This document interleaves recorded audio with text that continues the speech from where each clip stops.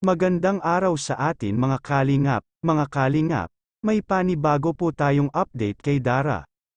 Dara may bagong tagahanga, sino kaya ito? Pero bago po yan mga kalingap, kung bago pa lamang kayo sa channel ko, baka naman po pwedeng pa-like and subscribe my channel para lagi po kayong updated sa aking videos.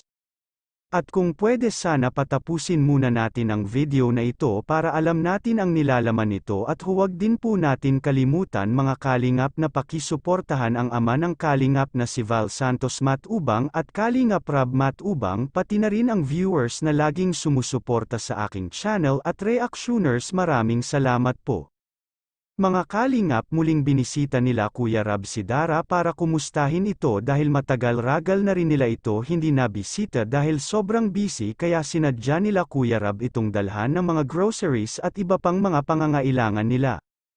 Naabutan nila ito mga kalingap si Dara na naglilinis sa kanilang paligid. Kaya sabi ni Kuya Rab ay napakasipag talaga na bata si Dara. Niyaya din nila Kuya Rab mga kalingap SI Dara na mag-gym ito dahil matagal ng pangarap ito ni Dara at gusto rin niya itong masubukan. Napapansin na rin kasi ni Dara mga kalingap na tumataba na ito at malaki na ang pinagbago ng kanyang katawan at ng kanyang buhay simula nung nakilala niya ang Team Kalingap. Kaya nagpapasalamat siya dahil naalagaan sila at hindi sila pinabayaan ng Team Kalingap.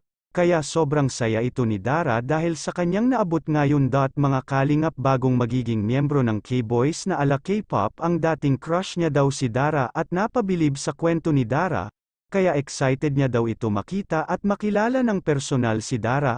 Kinikilig mga kalingap dahil fan na fan niya ito si Dara, kaya mga kalingap. Hanggang dito na lamang po ang update natin para kay Dara. Maraming salamat po, thank you for watching and God bless us all.